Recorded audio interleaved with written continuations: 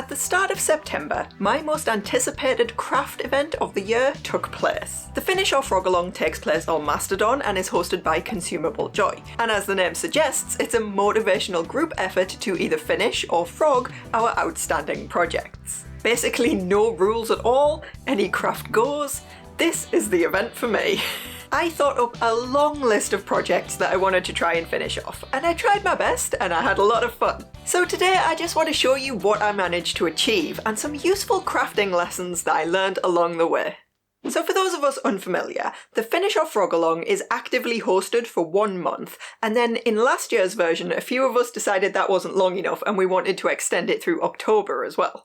So this year I planned for a 2-month stint from the very start. I knew that this lot was probably a big ask in that time, but I was full of crafting mojo and I wanted to at least give it a try. Now some of these are just traditional project finishes, but you'll notice there are also some new starts listed. I justify this because you're finishing the planning stage of the project by starting the actual project. I also had some miscellaneous tasks like taking photos of previously completed projects, because in my mind, a craft project isn't actually finished until I've got photos that I can use for socials or to pop up in videos when I mention them in future. As I said, there are basically no rules to this event, so all of the above totally counts. As the event kicked off, I'd only just finished knitting my sun glitter shawl. So one of the first things ticked off when September started was photos. And since it's a shawl, it had to be hung from a bush. That's just how knitted shawl photography works. On the very first day, I also managed to knit up a little gift cowl. And I set up a PixelFed account as well, which I'd been meaning to do but massively overthinking for ages, just as a place to repost old completed projects and have them all in one place. During those first few days, I also managed to complete the Smaug sock that you might have seen giving me trouble in a recent vlog, started the Fergus Shrug crochet along that you saw me fail at in the video on talent, and I started a couple more bits and pieces too. Motivation was sky high, both with me but with everybody else as well. The finish along had well and truly taken over my feed, encouragement and enabling were at an absolute maximum, and everyone was having a great time. But this brings me to the first lesson learned.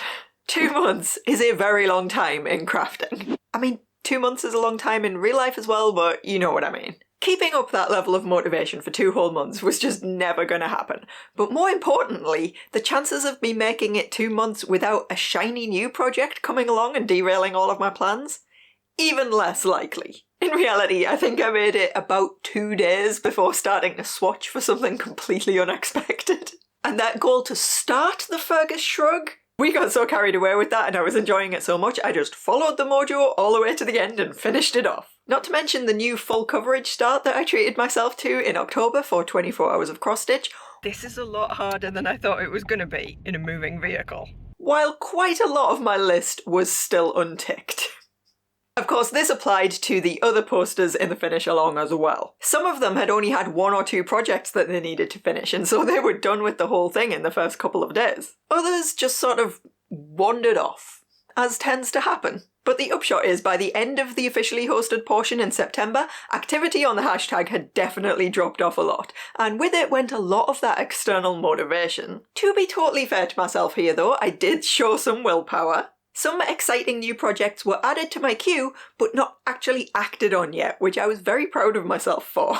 Although, whether it really was willpower or just my usual slowpoke nature, we may never truly know. Long story short, next year I think I might just stick to the 1 month format and then treat myself to a month of new starts in October instead. I also learned why, or more accurately when, I tend to put down a project and procrastinate it. This came up as one of the questions that were regularly being posed by our esteemed host, and as I looked at the list of goals that I'd written and the pile of in-progress stuff surrounding me, I realised there is actually a pattern to this stuff with me. See, unless it's specifically being filmed for a video, most of my crafting time comes at night, when we're sitting together down in the living room, we're probably watching Star Trek, the lights are half dimmed.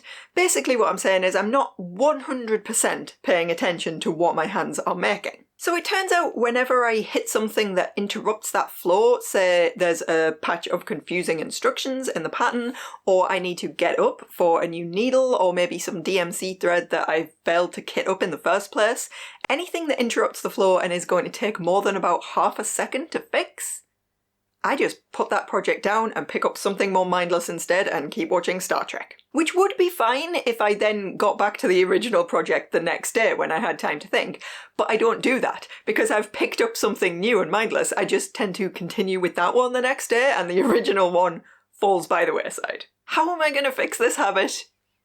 I don't know yet. But I've identified there's a problem and I think that's an important step one. Any advice on this point, very welcome. Also, in writing this, I realised that the silly Eurovision-themed Helix halter top has been languishing literally just because I need to switch needle size for the sleeve cuff. So I'm going to stop procrastinating, I'm going to do it, and I'm going to put a photo or a clip in here to prove it. Lesson 3 is that frog is friend. Now, I talked about the beginnings of this realisation in a crafter's log all the way back in July. And I even designed a cross-stitch pattern on that theme recently, so it's clearly not a brand new thing, realisations-wise. But it definitely did get brought home to me even more as the finish or frog along progressed. I have, as I'm sure most of us do, various old projects stuffed into bags, stuffed into cupboards, and forgotten about for years at a time. So I decided to put my newfound frog acceptance to the test and finally get rid of some absolutely tragic attempts at Christmas jumpers that I made when I was just a little baby knitter. The less said about the jumpers themselves the better, to be honest, but the point is, they've lived in a cupboard for 11 years, just taking up space for no reason, and it felt amazing to get rid. So amazing, in fact, that I've collected up this box of other things that I now want to frog. I don't even remember what half the stuff in here was supposed to be, so clearly it is nothing important. No idea what I'm going to do with all of that reclaimed yarn as of yet, but I'm sure I'll think of something. I've also become just less affected, I guess, by having to rip out a whole section of cross-stitch and do it again, or redo a whole knitting project to fix the fit or whatever it may be. On the very last day of the finish along, I decided that the Doveport cardigan, which had been sitting on the other arm of the couch staring at me for 2 months, clearly was not sparking joy, because if it was, I'd have finished the last sleeve and I'd be wearing it by now. Partially it was because of how the yarn was working up. It kind of reminded me of a very 80s cardigan that my mum used to wear when I was a small child. And part of it was I realised that the fit of that style of cardigan just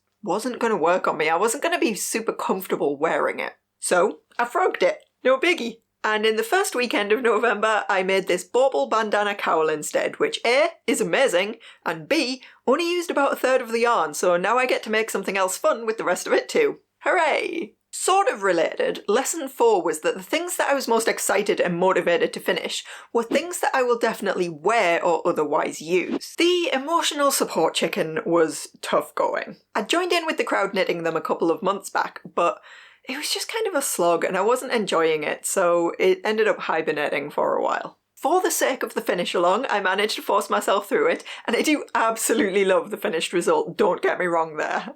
But she's just not the most practical item I've ever made, and as a result she kept getting kind of pushed down the priority list in favour of things that I would wear or could put on the wall immediately. Anyway, this is Bernadette. She's actually named for a friend of mine who passed away, and I think Bernie would love to know she was being remembered in the form of a knitted chicken. You might remember when I was originally shopping for yarn and I said it definitely needed to be blue.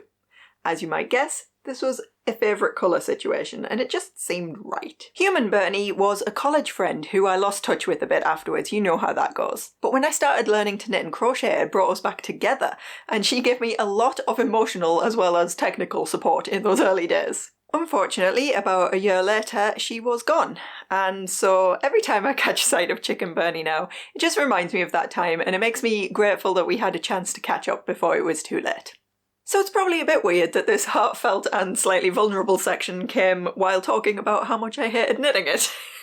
But yeah, toys just really aren't for me. I think this brought it home once and for all, and I doubt I'll be making more unless it is by special request for a gift or something. I'm just going to put her back over there. Things that I will wear, things to decorate the house, these are the things that excite me to work on them. And that's important to know. We've all got so many patterns and potential projects competing for our time, so knowing what we'll actually enjoy and what should be bumped to the top of that list is really valuable. To that end, and putting into practice everything I've learned about myself here, there's a separate video coming soon all about my winter crafting plans in general. So prepare to get cozy for that one. Okay, last lesson, and this is probably going to seem really obvious to some of you, but it's always nice to have a reminder. Last lesson was, it's not just me.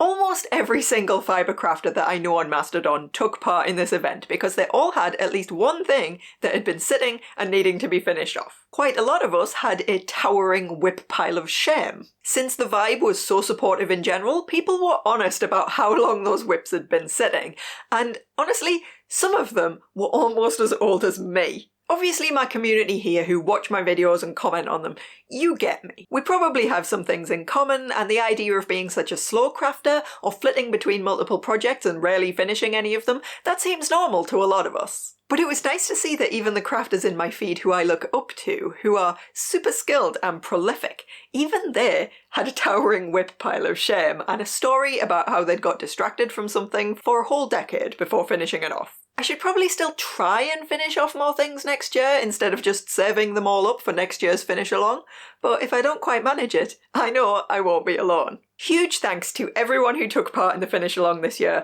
who posted their own finishes, who shared the finishes of others, who answered questions and cheered people across that finish line. And of course, thank you to Consumable Joy for hosting such a fabulous event, second year in a row. I am genuinely really looking forward to next September already. So what I haven't told you is, how did I do with my goals list? Well, here's my status as of October 31st. A couple of bits still in progress. I never did manage to start that bobbin lace kit. Soon. And of course, the cardigan ended up being frogged. But I awarded myself a B+, and I think that's pretty fair. Did anybody out there in the comments take part in the Finish or Frog Along this year? How did you do? And of course, this is definitely not the only Finnish-themed event going on, so if you have another one that you look forward to on another platform, feel free to share that as well, because we could all do with a bit more motivation in our lives. Those of you furiously working on gift projects at this time of year, I wish you all the Finish Along energy. And for those of you currently eyeing up your towering whip pile of shame, it's fine. Just leave it for most of a year and join the 2025 version with us.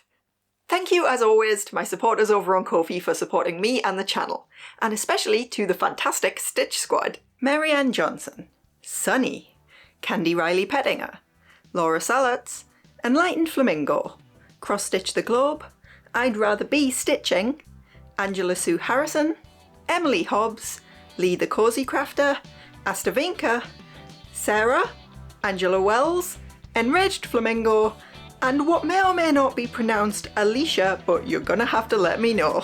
I'll be back soon with some more crafty nonsense, so in the meantime, have a brilliant rest of your day and keep making cool stuff. Bye!